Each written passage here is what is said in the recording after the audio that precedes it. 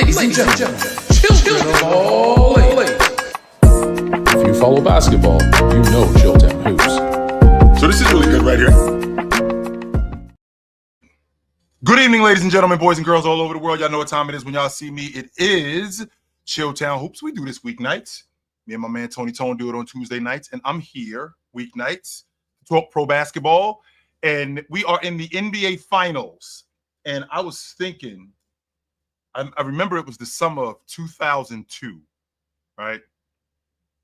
And in the summer of 2002, we were going into the football season, all right? We were going into the football season. What up, Jake? We were going into the football season, and I remember thinking, like, what my 49ers were going to do, what the Rams were going to be. And then it dawned on me. I was like, yo, the Patriots won the Super Bowl. That's where we at right now. The Patriots won the Super Bowl. Like, that's wild as hell. Like, I had forgotten that the Patriots had won the Super Bowl. I say that to say I'm in a space right now where I'm thinking Oklahoma City's about to win the NBA championship. Like, I have to come to that realization. The Thunder there's gonna be a parade in Oklahoma City. Like, that's happening. This is a team that showed up in Oklahoma City, 16 years ago? They showed up in Oklahoma City and they turned this thing into a championship organization when most franchises don't do that. What up, Jay? Who has done that in that short a period of time? The last team that I remember specifically was the Miami Heat. It took them 18 years to do it. The Orlando Magic got to the finals in 2009. They showed up in 89 or 88, I'm sorry.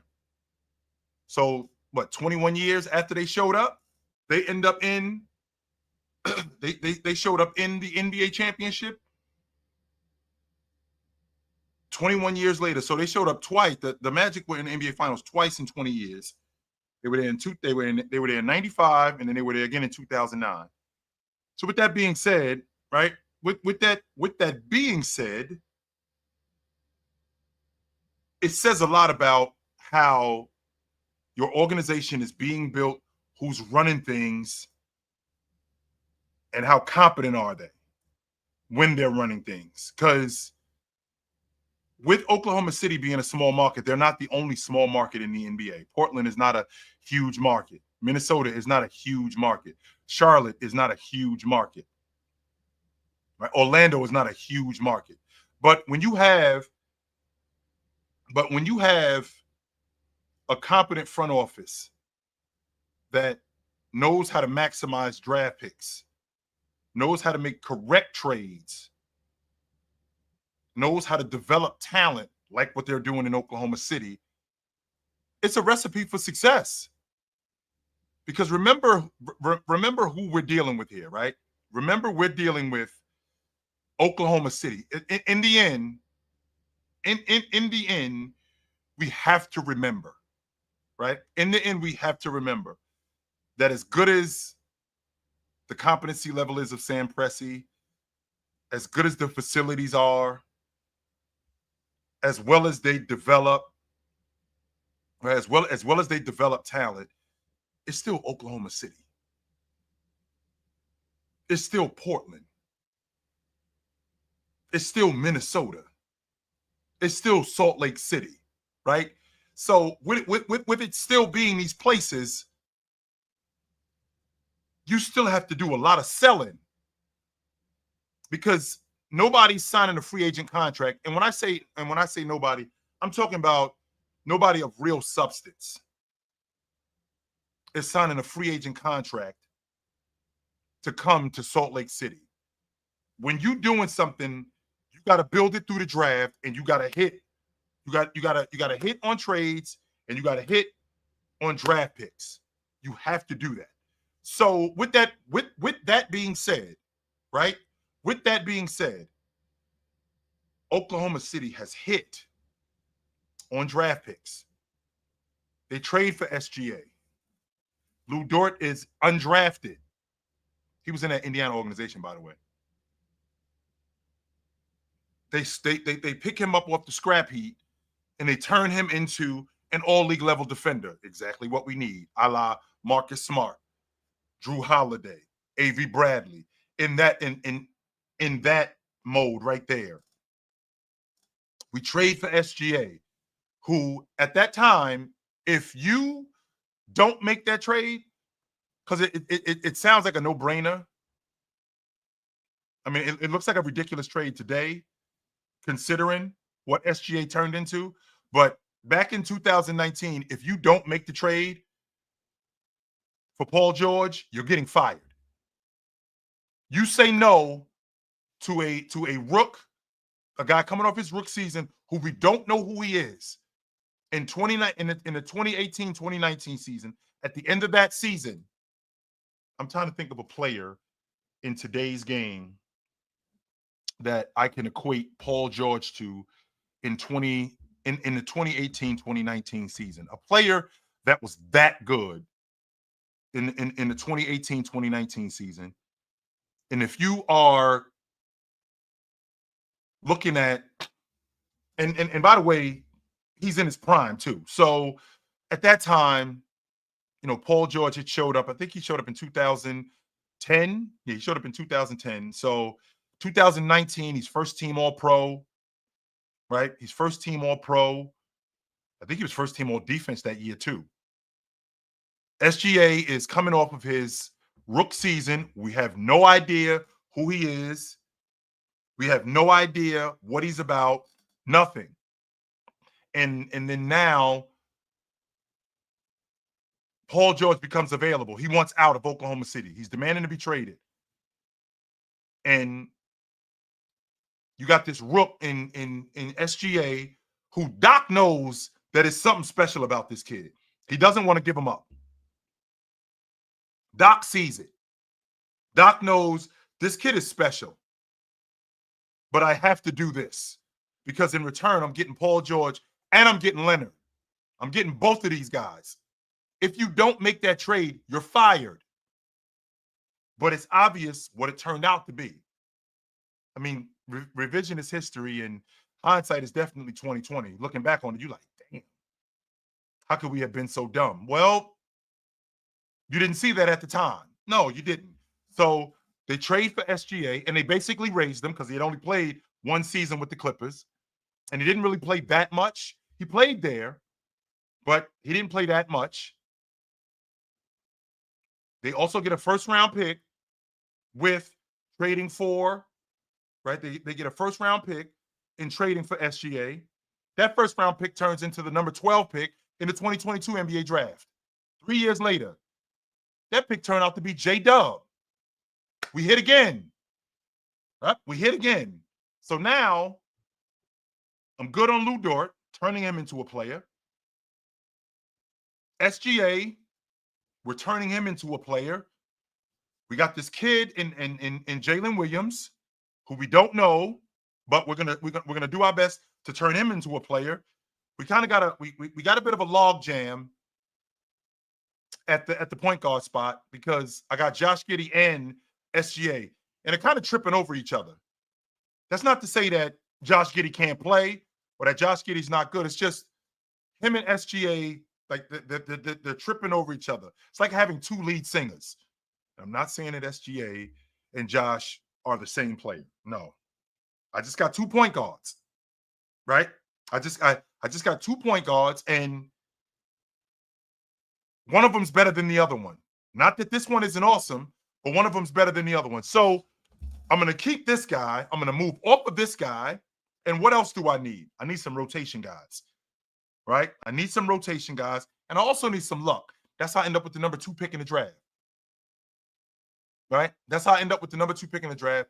And I'm going to bag this kid, Chet Holmgren. I'm going to take him. And then I'm going to take my second round picks and I'm going to use them on guys like Aaron Wiggins, who nobody cares about. Nobody cares about him. Nobody was particularly interested in Aaron Wiggins. Nobody. But I tell you what, I'll take him off your hands. Yes, I will. 100% I'll take him off your hands. No doubt. This kid, Cason Wallace, who the Mavericks draft. Yeah, Dallas ends up taking him, but they ain't particularly interested in him. I'll take him off your hands. Sure. Because the unit that I'm building, there's an identity that I'm building with this unit. I'm building around SGA, but I'm building a defensive unit. So I'm trading Josh Giddey, and I'm going to bag this kid Caruso, who's basically wasting away in Chicago. And the reason why he's wasting away in Chicago is because they've had some unfortunate luck. Lonzo Ball ends up getting hurt, and this throws a monkey wrench in everything that they're trying to do. So now they're just basically driving a car that's broken and seeing how far we can get with it. Because we're already on the road. Right? We're already on the road with this car. We can't pull over. We got to keep going. And then here comes Oklahoma City going, I'll tell you what I'll do. How about you hand over this kid Caruso and you can have a lead guard? This kid Giddey. Chicago's like, bet. The money works? Yes, let's do it. And it's a win-win for everybody. I got my lead guard of the future. Lonzo Ball ends up breaking down and he can't play for 2 years. I got my lead guard of the future. I got this defensive savant in Alex Caruso, and I'm building my unit around that. He fits perfect for what we're doing. I'm going to bag this kid Wiggins out of Maryland that nobody's talking about. Nobody is particularly interested in him. This 6'6" kid who's a long ball shooter who can shoot it with the best of them, right? Who can shoot it with the best of them, which so works. I love that, right? So this thing is working. This thing is 100% working. And the model that Oklahoma City built with not just drafting J-Dub, not just trading for Alex Caruso, who they did a great job in, trading for him, trading for SGA, bagging Lou Dort in free agency, drafting J-Dub, bagging Aaron Wiggins, this kid Isaiah Joe, who you get late. He's another one who nobody is particularly interested in. Philly ends up drafting him, and Philly ain't particular. They don't really know what to do with him. So Oklahoma City comes along and says, "You know what? How about you give him to us? Sure, we'll take him. We'll take him off your hands. He fits perfect for what we're doing. 100%. He fits great for what we're doing. And then on top of that, they get this other kid, Jalen Williams, also out of Arkansas, who, again, nobody's particularly interested in. They bag him in the second round, and we're developing this. And when you have Jalen Williams and Isaiah Joe and Aaron Wiggins and Lou Dort, when you got players like that, okay, that's where our developmental team comes in. They actually have that. I don't know if you guys know this, but they have that in the NBA. They have a specific department in the NBA for that. It's called player development. We have people specifically to develop guys, right? Specifically for Jalen Williams and Isaiah Joe and Aaron Wiggins and Lou Dort. Because what we do is we sit down and we watch tape and we see how this guy fits in to what we're doing. Wow, this guy Lou Dort, man, super hard-nosed, works his ass off, great defender, great dirty work guy. Looks like he has some potential as a shooter, but definitely on defense, he looks like he's going to be something that I can work with. 6'4", about 220 pounds, look like he should be a fullback in the NFL. I think he can take advantage of these weaker guards in the NBA. Okay, that's great. What about this kid, Jalen Williams? 6'9", could shoot the long ball. Maybe I can get some rebounding out of him. He can be a positive on defense for us. Okay, I like what I'm seeing out of him. He looks like he's a pick and pop big. Okay, that works. I like what I'm seeing from him. This kid, Aaron Wiggins. Like, nobody is particularly interested in this guy. Why not? First of all, looking at him on the surface, he's 6'6", 6'7", wiry, can shoot the long ball, which is also something that we're trying to do. Is it because he's older? He's 23 years old, so I can see that a lot of you guys might not be particularly interested in him. I could see it. He's a little bit older, and we live in a young man's league. He's 23 years old. He played a bunch of years at Maryland. But I'm actually in favor of that because that's a more mature kid. So I like that about him. And I love his upside. I think he fits perfect for what we're doing. And again, I'm not even getting into J-Dub, this 6'6" scoring machine at Santa Clara who nobody is paying attention to. Nobody is particularly paying attention to him. Played 3 years. Comes in the game, he's 22 years old. Nobody's particularly paying attention to him. Again, this is a young man's league. 22 years old is considered to be a little older. You'd like him a little bit younger than that because we could develop them. This kid, on the other hand, 22, great upside, 6'6", looks like he could be really good on defense. Damn good athlete. I like what I'm seeing from him. Comes off screens, can knock down open shots, really good in transition, great in the passing lane. I think we can. I think he can help us. And then we couple him with SGA. I already see what I'm looking at with Alex Caruso. This is what's going on. This is what's going on in these front offices, in the film room, with player development. These are teams like Oklahoma City, like Minnesota, that's doing their homework on these guys and turning these guys into players. See, Charlotte ain't doing no homework. They're not. They ain't serious. They're not serious in Charlotte. They're not. They're not. Because if they were serious, they do a better job in drafting. They do a better job in doing their homework. I'm not buying this logic that the draft is a crapshoot. Okay, I do understand that logic. That doesn't necessarily mean I'm sold on it. Off the strength that there's gems in the draft that because you're not doing your homework, you're missing on them. There's a reason why your jury saw Giannis and he was doing everything that he could to move up in the draft because he was like, that's my franchise player. That's my franchise player. In Milwaukee, don't think that I don't know that you're trying to hide this kid. Don't think I don't know what you're trying to do over here. I know you hiding him. I know what's going on with him. I know what he looks like. 6'10". There's a reason why they call him the Greek freak. Super freak athlete.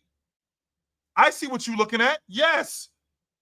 And if there's anything that I can do to move up in the draft, I'm doing it because that's my franchise player right there when nobody's paying attention. So I think that the business model that Oklahoma City has put forth and turned into a championship team, it works. Now, does that mean that this works for everybody? No, it doesn't. Because there's more than one way to skin a cat. Let's be clear about that. There's more than one way to win. But we live in a copycat league. And immediately when somebody sees you doing something, they think we got to do it like that too. When in reality, that's not the only formula to winning. Now, don't get me wrong. There's certain things that you have to have in order to win. There's certain things that you have to do in order to win. I need elite perimeter play. I got that in SGA. I found that in this kid, Jalen Williams. Got it. I need a box player. Now, not the box player that was going on in 1992 or 1995. Okay, Shaq's gone. Olajuwon's gone, right? David Robinson is gone. Mutombo, those guys are gone. The big man is different today. But I do need a guy that I can get buckets to on a box. But I do need a guy that's versatile. Also, with that being said, who can I get that's available that does these things? Well, let's get Chet. I lucked out and got the number 2 pick in the draft. So I think he's the wave of the future. I'm already on record telling you that the NBA is about to look like a bunch of Wembys and Chet Holmgrens. That's about to be what the NBA is. So I got a guy that I can go to on the block. But I also got a guy who can stretch the defense. I got a guy that can step out on the perimeter. I got a guy that can crack the long ball. I got a guy that can put the ball on the floor. I have that. Perfect. Okay. Elite wing perimeter players. Check. A big time big. Check. I need great rotation guys. Aaron Wiggins, Isaiah Joe, Jalen Williams, Alex Caruso. Check. Got that figured out. I need elite perimeter defense. Check. Got that figured out too. Well, it looks like I got all the ingredients. Okay, I need a chef because I'm going to tell you guys right now. And you guys can say that I'm crazy when I tell you this, but I can't overstate how important coaching is. As important as developing is, coaching is even more important. Because I can have all the ingredients necessary to put together a great meal. If I got the wrong chef in the kitchen, he's going to burn it and he's going to wreck it. Kind of like what's going on in Charlotte. Kind of like what happens in Atlanta. Kind of like what's going on in Washington. But it looks like it looks like they're on to something in Washington. For me, it looks like they're trying to turn this into something different. I love this kid, Alex Sarr. Love him. I don't like Alex Sarr. I love him. I think he could be on defense. I think he could be Rudy Gobert good. I think he's that good. So, with that being said, I need the right coach in here. Well, I'm not looking for somebody that's a quick fix. No, because a quick fix, that's short term. And that's going to screw up my guys who are turning into something. Right? That's gonna screw up my guys that are becoming like Lou Dort and Isaiah Joe and Aaron Wiggins. These guys are turning into players. With them turning into players, right? With them turning into players, I need that developmental guy. I got somebody like that in my G League. His name's Mark Dagnall. He might be, I think he's perfect for what we're doing. Let's bag him. Yeah, let's call him up. Because if you know anything about me, you know I'm not a big fan of recycling. I'm not a fan of recycling old coaches. I'm just not a fan of that. I've never really been a fan of that. I never will be a fan of that. I'm a fan of innovation. I'm a fan of innovation. 100% I am. If you have something that's different from somebody else and it's working, let's take a look at it. I'm not one of these people that poo-poos ideas. Bring it to the group. What you got going on over there? Let's take a look at it. Now, don't get me wrong. You know, there's some people who, you know, will take your stuff and steal it, like starving artists. Yeah, they're in the words of Freeway, starving artists that'll eat your track. So don't bring them around. Yeah, but in this particular situation, Oklahoma City has that guy already in their mix. They already had that guy in their mix, which is perfect for what they're doing, right? It's great. So I think the business model that Oklahoma City has put forth, I think it's great for what they're doing. And when you play in a small market, right? When you play in a small market, what you have to do, if you're going to have any type of success, I got to do two things. I got to get it right in the draft more than I get it wrong. I have to, because that's where the meat and potatoes of my players are going to come from.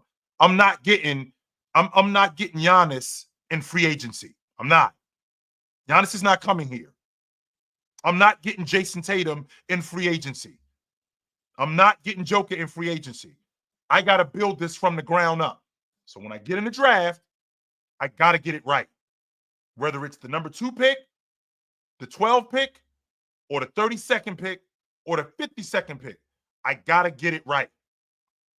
Now, don't get me wrong, I'm going to miss, but I got to get it right more than I miss. And the reason why is because when I get it right, that enables me to bag or trade for guys like Alex Caruso, It allows me to trade for guys like Alex Caruso. I'll get it wrong in signing a free agent in Gordon. I got that wrong 100%. I 100% got that wrong. In Gordon Hayward, I got that wrong, no doubt about it. I got it wrong with Bismack Biyombo. I got that wrong, but I can get that wrong because I don't think that that's that big of a deal than getting the number 7 pick wrong or getting the number 5 pick wrong. I can't get that wrong. I got to get that right. I got to make sure that whoever I have on my leaderboard with the number, if I got the number 4 pick in the draft, I got the number 7 pick in the draft, I got the number 12 pick in the draft. All right, who is going to be available at 12? Well, Jay, how you feel about this kid? Jay, I know you've been talking a lot about this kid. You've been talking a lot about this kid, J-Dub, this kid, Jalen Williams in Santa Clara. Tell me about him. Like, I don't think we've been listening enough to you about this kid. Talk to me about him. What do you like about him? Because you've been bringing him up. You brought him up like 3 or 4 times now. Talk to me about him. What's going on with this kid? Well, he's 6'6". He's first class in terms of character. Great character kid. Great athlete. I think he's got a great upside offensively. Can knock down an open shot. I think he's great in transition. I think he's got a great upside as a one-on-one player. I think that with what we're trying to build, I think he's perfect for what we're doing. Hard-nosed kid, smart, knows the game, and I think he's a quick study. I think he helps us immediately. I think he's perfect for what we're doing. All right, let's bring him in and let's take a look at him. Turns out he's exactly what we're looking for. Got it right. Got it right. No doubt about it. You got it right. So this Oklahoma City team, what I haven't done enough, and what I'm doing more of, right? What I'm doing more of in this particular finals, because I feel like in the basketball community that we live in, like a lot of stuff is fueled on hate and bashing guys and making yourself feel better about who you are by putting somebody else down. Tyrese Halliburton sucks. You didn't have the Indiana Pacers in the NBA Finals 3 months ago. No, you didn't. You didn't. You did not. Tyrese Halliburton is one of the best lead guards in the game. He just ran up on a better team, a better unit. That doesn't negate how good he is. How good he is. I think that he's in the conversation for top five point guards in the game. 100% I see that. So, instead of me bashing Tyrese Halliburton, and even though you know how I feel about Miles Turner, instead of me doing that, I have to marvel more at what Oklahoma City has done. This team is fantastic, man. This team is great for what this team that they built in Oklahoma City. They're going to have a parade. Oklahoma City is going to win the NBA championship. And it's incredible to me that in my lifetime, I'm going to see NBA championships from Toronto, Milwaukee, Denver, and Oklahoma City. In my lifetime, I've seen that. So I don't care about there being a dynasty in the next 3 or 4 years, which is what you guys are so wrapped up in talking about. I don't care about that. And the reason why I don't care about that is because I know how quickly things can change in a year. Prime example, I had the Boston Celtics winning the NBA championship. They were out in the second round. Jason Tatum tears up his Achilles, and now everything that we were trying to do, a monkey wrench gets thrown in that. Everything that we were trying to do, a monkey wrench gets thrown into that, and we're done. We're going to lose Jason Tatum for probably the entire season. With us losing Jason Tatum for the entire season, Jaylen Brown's going to come back. Apparently, he's going to be ready for training camp, but I don't know what the story is with Porzingis. I don't know what the story is with Drew Holiday, but he's still got 3 more years left. And he ain't leaving none of that $37 million on the table when he's got that player option. He's not leaving $1 of that on the table. He isn't. No. He's taking all of that dough. He will not. So I know how quickly things can change in a year, which is why it's very important for me now to take heed and acknowledge how awesome a team is right now. Because I might have a different champion next year, which will be now 8 different champions in the last 8 seasons.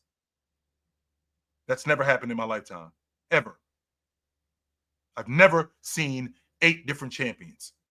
And because I've never seen 8 different champions, the league is recognizing that, well, we're close. Houston, Orlando,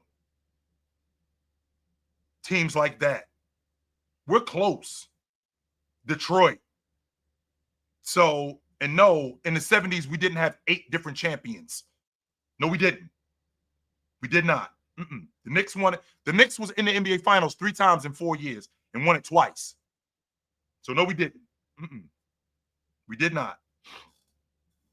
With that being said, I mean, the Milwaukee Bucks was in the NBA Finals twice in that decade. The Celtics won it twice. They won it in 74 and in 76.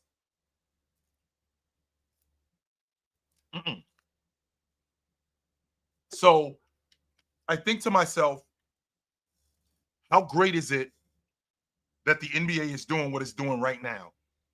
Even though a lot of you guys, which I think is really funny, that a lot of you guys talk to me about parity when you don't care. You really don't. You don't care. But I care. And I've been watching the NBA Finals, and this is one of the best NBA Finals that I've ever seen. It's been fantastic. Adam Silver is telling me that the shows that are on at night, the NBA Finals is getting a higher rating than them. So somebody lying to me. 1 minute y'all tell me that this is an all-time low finals rating, but then you turn around and tell me, then Adam Silver turns around and tells me that they watching this more than they watching some of your favorite nighttime shows. So somebody lying. I'm confident that somebody's lying to me. Right? Somebody is lying to me. Somebody ain't telling me the truth. With that being said, right? With that being said, the parity in the NBA, right? The parity in the NBA tells me that these teams have taken heed. These teams have taken heed to the not necessarily the formula of Oklahoma City, but the idea that we're close. Right? This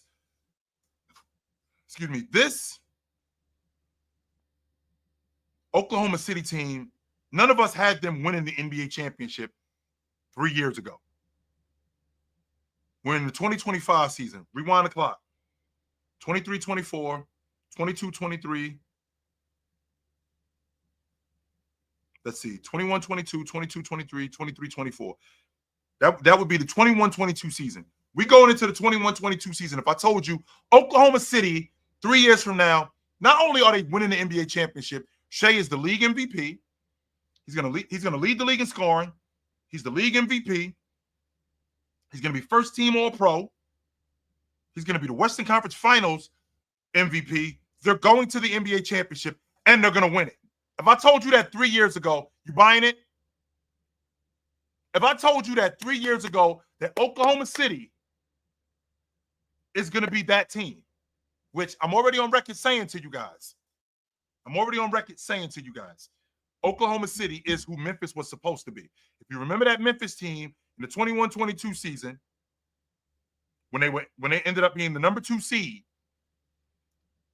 Oklahoma City turned into what they were supposed to be today.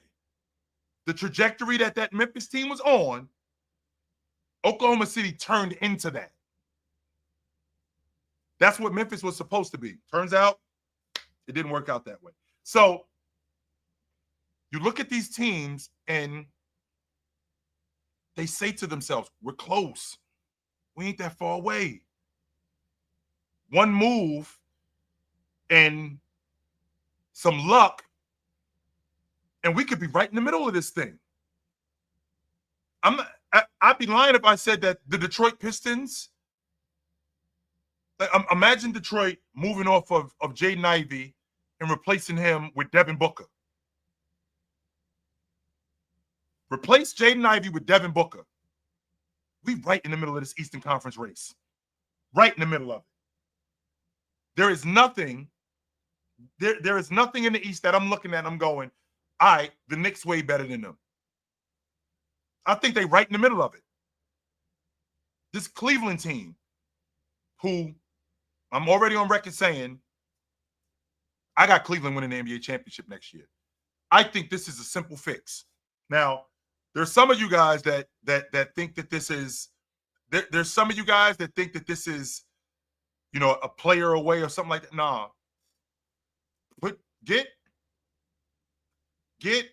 the Cleveland Cavaliers, put them on a bus, take them to the north side of Chicago, or take them to the west side of Chicago and take them to the park. We got to get them tough. That's the problem. That's it. We got everything necessary to win it. The problem is that we're a bunch of chumps, and we got to get tougher. That's our problem right now. Take them dudes to the west side of Chicago. Take them dudes to downtown Jersey City. Let's do that. Let's take these dudes to downtown Jersey City.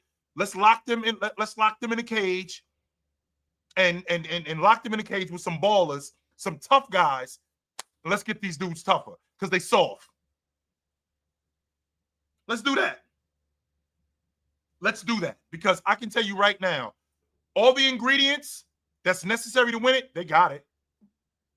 Lead guard, check. Two guard, check. Elite defense, check. Rebounding, check. Rotation, check. Problem is that y'all softer than Dr. Cotton. You softer than Dr. Cotton. Throw these dudes on a bus. Let's take them to downtown Jersey City. Let's throw them in a cage, and let's get some tough guys in there, and let's rock. Let's rock. Let's get Mobley tougher. Let's get Jared Allen tougher. Let's get Darius Garland tougher. These dudes helping each other off the floor. No, I can appreciate sportsmanship. All right, I get that. I 100% get that. Yes, I 100% get that. But there has to be times when there has to be some times when it's no. He can get up himself. I ain't helping him up. No. I know. No. And Easy, the difference is because I really dig this comment right here from Easy. Easy said a day in the shower ain't gonna fix that. Actually, it will. Let me tell you why. Because there's players who I don't think you can put the dog in somebody. You can damn sure bring it out of them, though. You can damn sure bring it out of them. Bryant did it with Gasol. Remember when we saw that clip when Bryant is mushing Gasol in his head? You know what he's mushing Gasol in his head is saying? You the baddest mother, you know what, out here. These dudes can't cover you. He ain't mushing him in his head and telling him that he's soft. He mushing him in his head and telling him, get it together. Can't nobody with you. Nobody. You are that dude. That's you. Turns out Gasol goes, you know what? You right. You are right. So a day in downtown Jersey City, open up the cage, get some ballers, and bring these dudes to the park and let some people beat on them a little bit, get these dudes tougher? Yes. 100%. You will see something different come training camp. I got a bunch of tough guys. I got a bunch of guys that's not going to get pushed around. I got all the other ingredients. I got all the other ingredients. All of it. I just need some tough guys. I just need to bring that toughness out of you that I haven't seen yet. But I want to talk to you guys. That's what I want to do. What up? Yo, OG, can you hear me? Yes, sir. What up? Hey, I don't know if you remember, I called in last year after the NBA draft, and I told you how Nikola Topic is the best player in the draft. I don't know if you remember, but I remember clearly. I don't remember. Yeah, I told you like Zachary Ricochet, Alex Sarr, Tijan Solan, nothing on him. like absolutely nothing on him. And I said love how Alex Sarr. I love Alex Sarr, but no, yeah, this kid Topic that you're talking about, I said to I'm on the panel and I said to Mars, if I'm Brooklyn, I'm calling up Oklahoma City and I'm asking for him. That's my point guard. yeah. There were rumors, there were rumors here.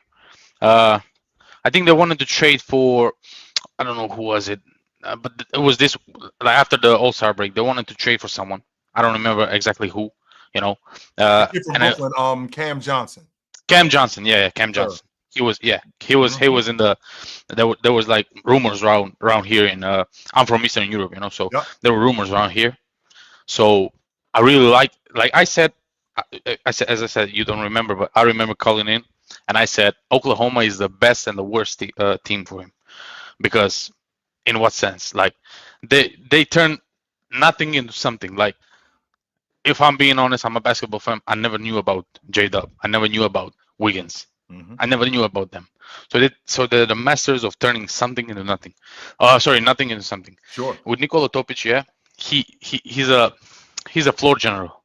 Like he needs the ball in his hands. He needs to control the tempo. He needs to control everything. That doesn't. I don't think he'll get it. That doesn't work with SGA on the floor. It doesn't. Of course, no. He's a playmaker. When you say playmaker, he's a playmaker.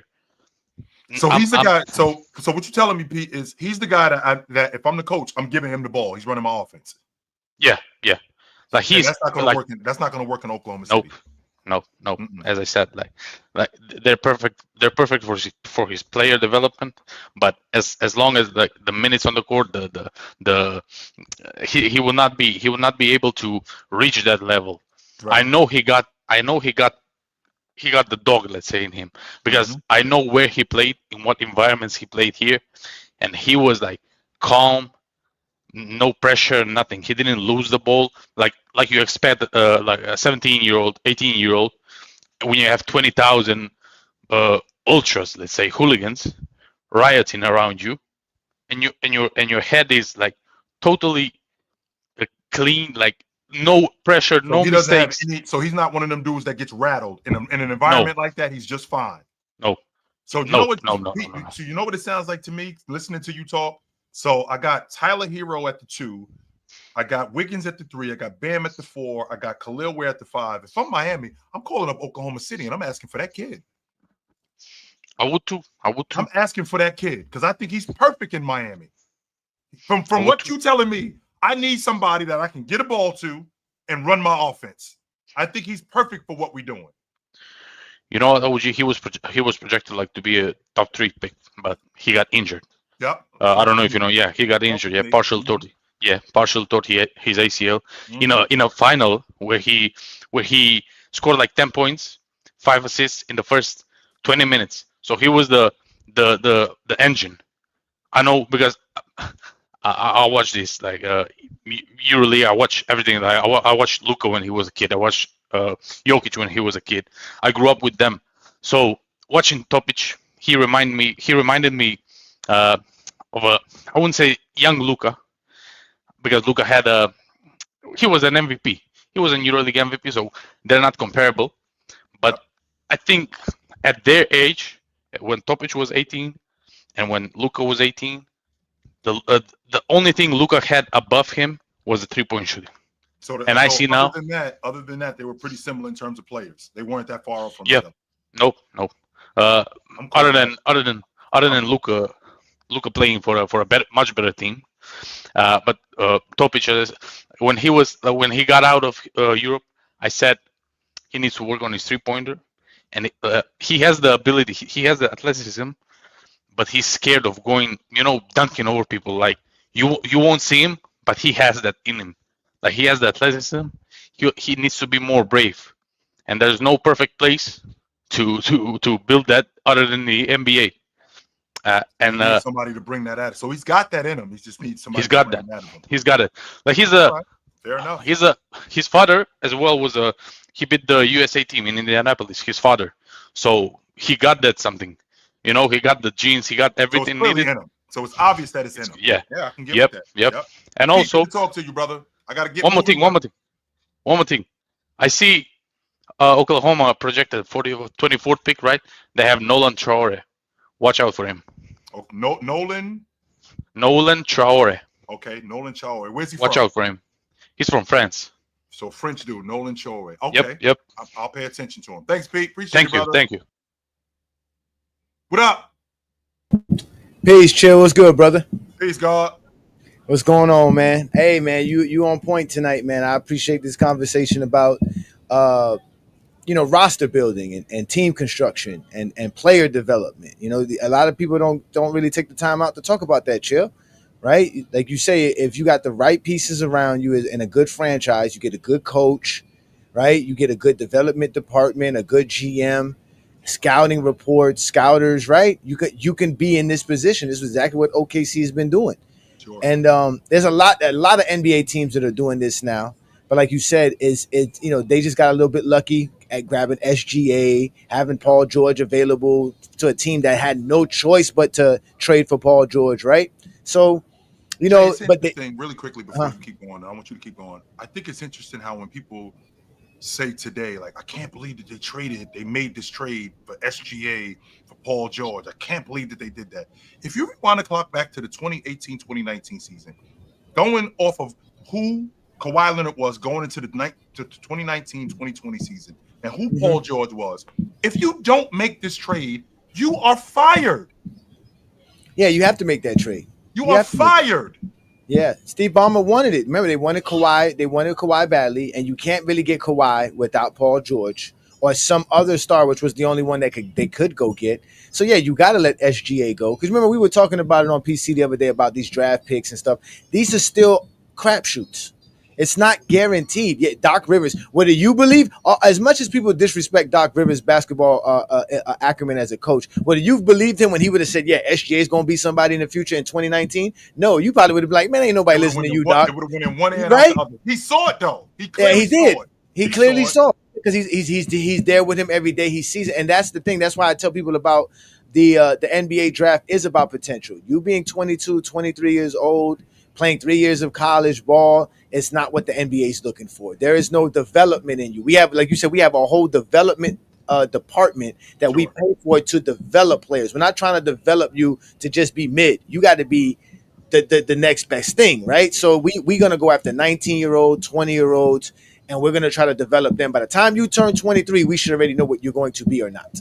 That's how the NBA sees it. You see what I'm saying? Yeah.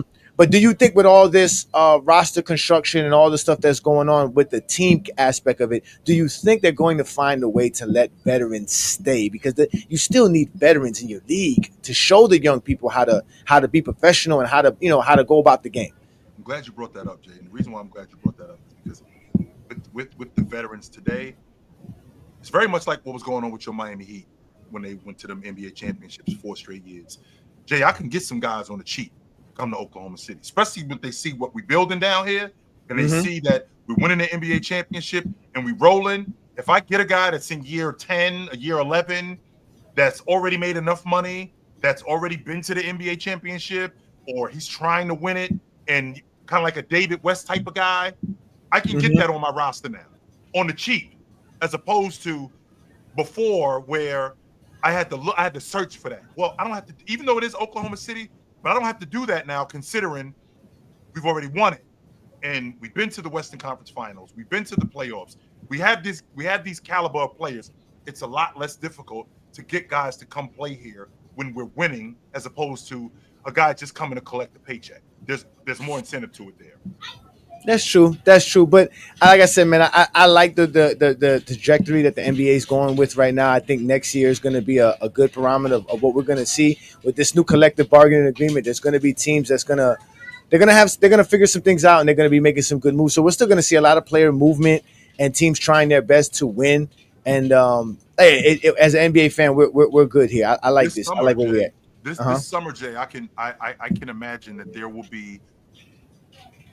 And I'll say it to you today. I think this might be the most player movement we've had in a decade this summer. This summer, you think so? This summer, I think that will. And the reason why I'm saying that to you, Jay, is because, again, we could be looking at next season the 8th different champion. And we got, with Jason Tatum getting hurt in Boston, there's an uncertainty with Cleveland. We got some teams in the Eastern Conference that are close. We already saw what the Knicks did last year. We got teams like Detroit.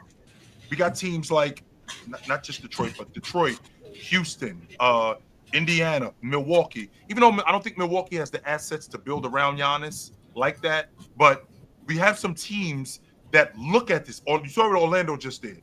We got some teams that are looking at the landscape of the NBA going, we ain't that far away. One guy and maybe some luck, and we could really be in the middle of this. We could be right in the middle of this thing. So I wouldn't be surprised, Jay, if we saw some of the most player movement that I've seen in a decade this summer. I wouldn't be surprised if that happened. And it's all good because you know what? NFL does the same thing. No one complains. Players move all the time in the NFL. Players get cut, waived, and they sign with new teams all the time. So yeah, it's going to be great. I can't wait to see what happens tomorrow because I think OKC will win tomorrow night, and I would like to see how they get praised. I would love to see to make sure that they get praised because they deserve it, man. They're a great team. Do, Jay, and I got to get moving, but Jay, what I don't want to do is I'm trying to move away from that. These guys were awful instead of these guys are awesome. I want to start doing that more. I particularly have to start doing that more, recognizing, well, you only beat these guys. No. You guys were awesome. These guys were fantastic. I try not to buy into, like, I made a post. Somebody was talking about, I can't believe that I'm seeing Oklahoma City win the NBA championship before Kevin Durant and Russell Westbrook. Well, wait a minute. Okay, that's not to say that Oklahoma City wasn't awesome, but KD and Russ had a way different path that they had to go through to get there, as opposed to Oklahoma City. That doesn't mean that Oklahoma City, even though they had to beat Indiana, that doesn't mean that they aren't fantastic. So let's make sure that I want to emphasize that this team is fantastic. They're excellent. 100% they are. They're excellent. So, all right, Jay, I know where to find you at, brother. They are, man. Yep.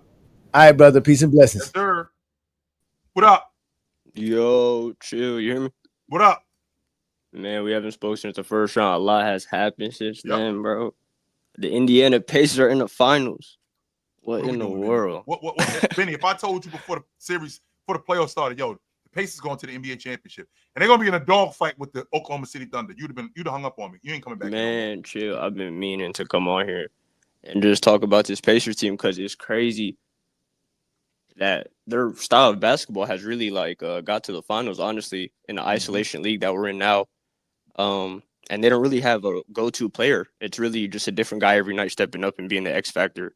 And it's really nice to see, honestly. I just think that style of play is the most glaring thing that has gotten them to where they are, which is why Oklahoma City is as good as they are, because we're going to slow that down. Like, for sure. Indiana has proven that we're going to play fast and we're going to run you out of the building.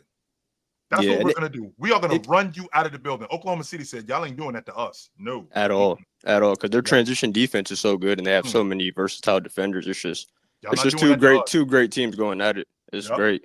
I wanted to ask you, though, I'm starting to pay more attention to this whole CBA thing with all this stuff going on around the league. Player movement happening this summer. You were talking about with the previous guest, supposed to be a lot of player movement. Mm-hmm. Should the Indiana Pacers go into that second apron for a 4-year deal on Miles Turner? I'm going to give you my opinion first, and then you can. I don't think that they do it. I'm listening to you. What you got? Yeah, I'm right with you. I ain't going to lie to you. I'm not the biggest Miles Turner guy. I don't think he's improved much since, honestly, his 10 years in the league. Honestly, I like him as a player. He stretches the floor, can be a rim protector some nights he goes ghost. And I just think with the money they would give him, if they do go through with it, they could fill that slot in with, because they don't really need much at the 5, in my opinion, with the way they play. They just need somebody who will run the floor and commit every play, in my opinion. I don't know who that is out there for them, but I think Miles Turner is replaceable, in my opinion. No offense to him. You can go ahead with what you think about it. No, you're right. I do think that he's replaceable. I'm not a big fan of Vinny. If you know anything about me, I don't like big guys that don't rebound. I just don't. Man, I'm watching. Chill. He don't even look at the. I don't even. Everybody has. Vinny, you have a specific gripe about a something that a player does that you can't stand. There's something with me. It's big men that don't rebound. I can't handle it. And people try to blame it on the way they play, like the Pacers. They rebound. The guards rebound for the Pacers because they run the floor. But would you pay him? You were saying, continue with what you were saying. I mean, what options do I have? Can I upgrade at my 5 spot?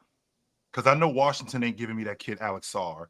No, I don't think Brook so. Lopez is long in the tooth. I feel like Turner, he's been here 10 years, and he fits our style of play. He does. I'm not going to fight that. We already showed that, I mean, 2 years in a row, we were in the East Finals. And then we ended up making it to the NBA championship. So now we just need some things to go our way. Because our style of play has proven that we are championship contenders. Yeah, and this series is not over. Don't get me wrong. I think Oklahoma City ends it. But, right. I mean, they could win in 7. Who knows? Indiana always got some up their sleeve, it seems like. But, yeah, Miles Turner, man, I don't know what I would do with that. That's a tough one for them to answer the question to that. One more thing I wanted to ask before I get out of here. Do you think the OGs, as in Kawhi's Clippers, Curry's Warriors, LeBron's Lakers, Kevin Durant, wherever he goes, do you think the OGs are done winning chips with this current landscape? I think they over. I think Curry. Even if they do that Spurs deal, they saying that's going down. That Kevin Durant to Wemby. I think them dudes is over. I do. I said this 3 years ago that James was done winning NBA championships as the man. Now the fact that he's got Luka, and he knows that he's going to have to take a step back and let Luka do it, that's different. If he can win it like that, yes. But as far as being the man, I think them days are over. I do. Yeah, roster-wise, you thought the Clippers had a shot. I ain't gonna lie. Chill, you was on that trade for a little bit. I was looking at the roster, and I was like, wait a minute. Yeah, man. It's not bad. It's really not. A lot of versatile defenders. But it's the Clippers, though. It's the Clippers. It's the Clippers, and I knew that this train was going to crash eventually. I did. Yeah, good talking to you, though, Chill, man. All right, like brother, always. You know where to find me at. What up? Yo, I'm hot. I'm hot. Yes, sir. Yo, Chill, what's the word, man? Yo, What's Chill, up, man. I don't see it, man. I do not see it, man. I agree with everything you saying right there. Like, all right, the Cavs got everything right there, right? But yo, that problem right there, that one problem you highlighted right there, that's a serious problem. I don't see it getting fixed right there, man. That's a reoccurring problem. We've been talking about that problem for at least 2 years now. Bro, when somebody show you who they are, believe it. Sure. Believe it. Yeah. And when I need it the most, when I'm begging for it, when I need it, do you come through or not? Do you even try to come through or not? I see what I see. I don't think, but here's the thing, though, Easy. I don't think that it's about basketball more than it's just about being tough. Like I feel like in terms of their game, I feel like they got all of that stuff. You ever seen the show Scared Straight when they take them kids and bring them into the penitentiary? Yeah, I see it. I saw that. That's what I'm thinking about with Cleveland. Like, we need to get these dudes and get them around some real tough guys and show them what it looks like. But Chill, all right, let's use that analogy, right? Hear what I'm saying, right? You take them into that cell. I'm seeing them cower. They looking at that cell like, oh, shit, this is what a real dog look like, man. Right. I don't think I got that right there. I don't think I got that right there. Somebody on that crew got it. I'll say somebody on that crew got that. Chill. I'll be no, but Chill. All right, I'll be completely honest. Maybe Evan Mobley, maybe that could come out. I'll be completely honest. I don't think Jarrett Allen got that in him at all. And to be honest with you, Easy, you don't have to have it in you. I just need you to roll with me because I ain't gonna let nothing happen to you because I got it. But here my thing though, Chill. Here my thing though, right? Because we go into war, right? I got a dog behind me. His bite is tough, it's strong. But I'm looking at these other dogs right here. We go into the war, their bite is strong. If I'm a guy that I'm rolling with you because you the big dog, and I'm looking now, we in the fight now, right? I'm looking at a bigger dog now, regardless of what. You the big dog, but I'm looking at a bigger dog now. Chill, you know this, bro. You know this. People are gonna shrink, especially in front of a bigger dog. Hell no. But if I know that I got a big dog, I stick my chest out a little bit more because I got a big dog. You heard what Jordan said about Scotty? Yo, I'll fight with you. Just fight. But that's MJ though. Just fight. And I'm glad you brought that up, Easy, because Donovan Mitchell, he won't get pushed around. No, he won't. But this is what I mean when I say we got to throw these dudes in that cell and we got to bring that dog out of them. Which one of you dudes is that dude? Because that's our problem. Which one of you is it? Because I can tell you right now, we get in that cell and all of them dudes, we're going to find out which one of them is going to cheese up and which one of them is going to stand up. And the ones that stand up, get behind these dudes and run with them. Hey, chill. All I'm saying is, once you do that, it might be disappointing what you see what happened right after that. That's all I'm saying. It might be disappointing what you see what happened after but that. At least I know what I'm dealing with, though. Easy, I do. At least I know. At least I know who's scared and how I can fix that. No, I get that. I get that. But real quick before I get up out of here, chill. Real quick, cause I see the SGA talk. SGA had a phenomenal season. To me, he about to win the triple crown. He got the MVP, he about to win the finals MVP, and he got the conference MVP. So he about to win the triple crown to me. Like, that's what it is. He all-time great OKC player. I'm not ready to put him over KD, especially with one of the points you brought up. Like, he did what he had to do. If he does what he have to do, he did what he had to do. But KD had to go through all-time great teams. Like, I was just talking about it on my dog Breezy channel the other day. Like, yo, listen, that team, that 2014 Spurs team, I think it was, right? They went against OKC. It was a fucking hell of a Kawhi block that made that shit then go to Game 7. That shit go to Game 7. What we talking about now? Dogfight, and that's an all-time great team, right? Record-blown margin against the Heat in the finals, right? But it takes a crazy Kawhi block for you to get past that shit right there. Well, Easy, I'm sorry. SGA, how long SGA been nice in Oklahoma City? I'll say about 3 years, 4 years. I'll say 3 years. He really at that MVP level. KD was nice for 9 years. 9 years. There. He was nice when he walked in the door. Walked through the door. From the door. Now, don't get me wrong. I can appreciate the championship. I can appreciate that. 100% I can dig that. But you still got work to do if you're talking about being that nice. You do. I ain't going to argue that. So, all right, Easy. I know where to find you at, brother. Yes, sir. What up? Hey, man. What's up, man? Last night we spoke about SGA and what he's doing and things like that. And I talked about how the Thunder and the Pacers, it wasn't really a matchup that I was any of us anticipated. But I would like to say, like I told you last night, I had the Thunder beating these dudes in 4 games. That didn't happen. Then I switched to 5. That also didn't happen. And as I seen the series going, I thought to myself, okay, this is looking like this could be a series where when it's done, people are gonna say the Pacers were a formidable opponent. Because I thought if the Thunder swept these dudes in 4 games, they would say, oh, the Thunder didn't face nobody and all this type of jazz. But now being as though Tyrese Halliburton is hindered, now opens up the door for people to be like, well, the Pacers would have did this if the Thunder were, and it just sucks. I hate that those type of narratives, it seems like in almost every finals, we get these narratives. And what do you think about that? I still feel like they would have beat them anyway, but I do think that it puts some more credibility on Indiana. Yeah. I do feel like Indiana turned out to be a lot better than what I thought. I had them beating Indiana in 5 games, and I had a comfortable gentleman's sweep. I didn't have after Indiana won that one, after they won that first game, I didn't have Indiana winning another game in the series. So tomorrow night's game is the first time that Oklahoma has been up in this series. They haven't been up in the series the entire series. They were down 1-0. They tied the series. They went back down 2-1. They were in a dogfight in game 4 before SGA turned into SGA in the 4th quarter. Because I'm watching this thinking to myself, are the Pacers going to win the NBA championship? Oh, shit. Man. I'm watching this thinking to myself, they look like they can win this thing. Because if they go up 3-1, I think the series is over. But with that being said, they turned out to be definitely more of a formidable opponent than what I thought. And the fact that Tyrese Halliburton got hurt, I don't think that this takes away from who they are. I think this gives them more credibility.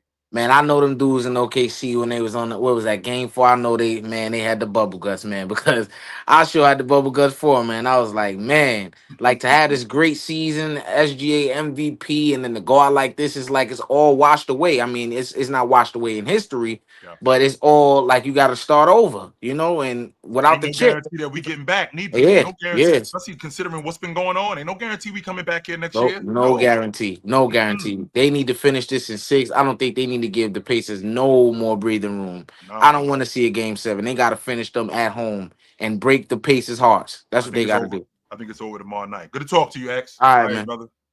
What up? Yo, what up, Chill? What up? What up? What up? Yeah, I do think that OKC they can become a dynasty, but they have to win the chip this year though. And because if they don't, because the NBA seasons are so long, I don't really think they can recover from this if they don't win it this year. And with Tyrese Halliburton, he hasn't been good this series. And I know he's the Pacers' best player, but if he doesn't play the rest of this series, I actually think that that could be a spark for the Pacers, and that's something that OKC can't sleep on because that gives TJ McConnell more minutes, and that gives him more opportunities to stay in the game and help the Pacers offense out. Well, the same thing And happened last year when Tyrese Halliburton went down with the groin injury against the Celtics. I mean, the Celtics beat them in 4, but that game 4 was a dogfight. That game 4, well, they didn't just walk by Indiana in 4 games like, whoop, just gonna breathe. No, that was a dogfight game 4. It came down to a 1 possession with Drew Holiday getting a steal with 10 seconds to end the game. That's without Halliburton on the floor. right, it was a dog fight. Like I said, I know he's their best player, but he just had a bad series, and that happens. And because the NBA is the best players in the world, and so you're gonna have times where you're not gonna have a good series and a good game. And so I just really I'm rooting for the Pacers, but like I said, if OKC wins this one, they're definitely going to be a dynasty. But I think that the Magic, I think they're on the come up. I think that if OKC don't win this year, I think the Magic are going to win the championship next year. That move they made for Desmond Bain, That was a big I deal, think yo. I think that was the perfect move. That was a big I deal. don't really agree with the draft picks, but honestly, I don't agree with even if they could have got KD. I don't think I still wouldn't agree with giving up all those draft picks. And I actually think that due to Desmond Bane's contract, I think he actually was a better fit for the Magic than KD because the Magic already, in my eyes, they already have 2 rising superstars with Paolo Franz. and Franz. They got 2 guys that are I think their front 6'10" court is that can set. To be honest with right. you, Classic, I think their front court is set with Paolo, France, and Wendell Carter. I think their front court is set. We don't need KD. No. Right, right. And Desmond Bain is he's like Derek White is my favorite player in the league, and I think Desmond Bain can kind of fill that role for them, a guy that can make big plays and make big shots whenever they need it. Yep. So yeah, if OKC don't win this year, man, I'm rooting with the Magic next year. But yeah, they gotta close this out though to start the dynasty because if they don't, I think they're gonna make some major changes and they're not gonna keep they're gonna lose some like important pieces of their core, like maybe a Lou Dort or somebody that's really helped them get here. That'd be interesting. All right, Classic. I know where to find you at, brother. Good to talk All to right, you. man. You have a good one. Sir. What up? Chill. What's going What's up, on, brother? sir? What's up, brother? You said something just a couple minutes ago that really made me scratch my head. And the fact that you said that even if SGA wins a championship, finals MVP, as far as the hierarchy of Thunder players, you wouldn't Still place feel like him you got over. work to do. That's a box that got checked. I'm curious as to why, other than the longevity of his career at OKC, what other reason would you have to not say he's better than Kevin Durant? In my opinion is really him trying to be better than the legacy that Russell left than Kevin Durant. Is he? Because go ahead. Dwayne Wade is James better than Dwayne Wade as a Miami Heat? Absolutely not. But that's different. Why?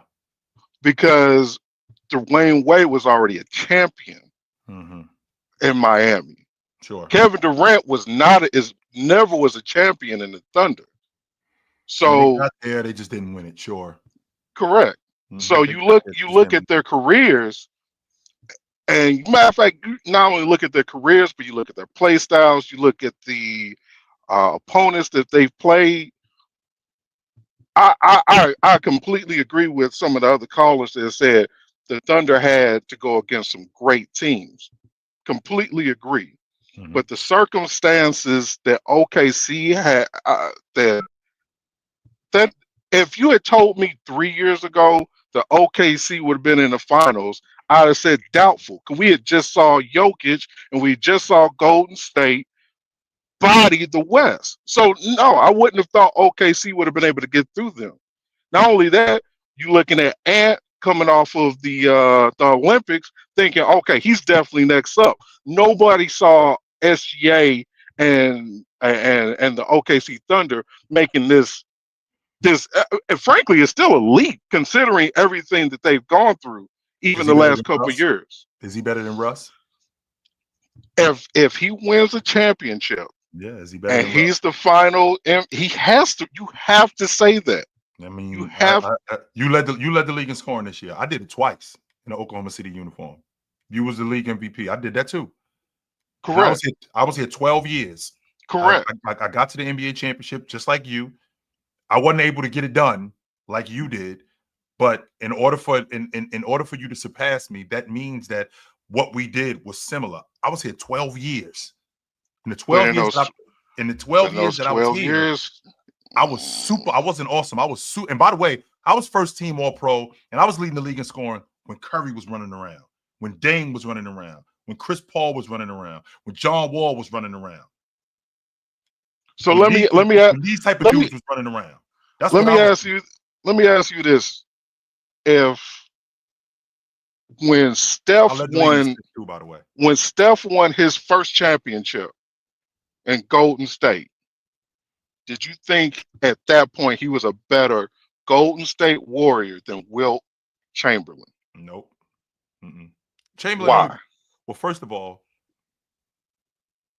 Chamberlain got to the NBA championship. Well, I take that back.